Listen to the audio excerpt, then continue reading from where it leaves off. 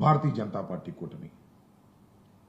ఈ 2 సార్లు కూడా రాష్ట్రానికి తీవ్రమైనటువంటి అన్యాయం జరిగింది.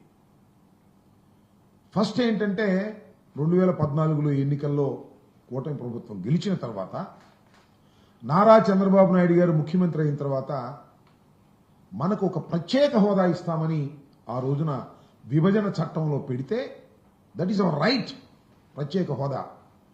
ప్రత్యేక హోదా కన్నా ప్రత్యేక ప్యాకేజీ మంచిదని ప్రత్యేక హోదాని మంట కలిపినటువంటి వ్యక్తి నారా చంద్రబాబు నాయుడు గారు. దానివల్ల రాష్ట్రం ఎంతగా నష్టపోయిందో నేను మీకు ప్రత్యేకంగా చెప్పవలసిన అవసరం లేదు. ప్రత్యేక హోదా ఉన్నట్టయితే మరో రకంగా ఉండేది. సరే, చాలా మంది అనొచ్చు, మీరు వచ్చారు కదా అధికారంలోకి, ప్రత్యేక హోదా తీసుకురాలేకపోయారంటే అవకాశం లేకోకుండా పోయింది. ప్రత్యేక హోదాని మంట కలిపినటువంటి వ్యక్తి నారా చంద్రబాబు నాయుడు గారు. ఎందుకని ఈ విషయాన్ని నొక్కి చెబుతున్నానంటే, ఇవాళ అంతకన్నా ఒక ప్రమాదకరమైన పరిస్థితిని ఆంధ్ర రాష్ట్రంలో చంద్రబాబు నాయుడు గారు చేస్తున్నారు. అదేమిటంటే, మనకు రాష్ట్రం విడిపోయినప్పుడు ఒక ప్రత్యేక హోదా, అదేవిధంగా పోలవరం ప్రాజెక్టు నిర్మాణం మనకిస్తామని విభజన చట్టంలో పెట్టారు.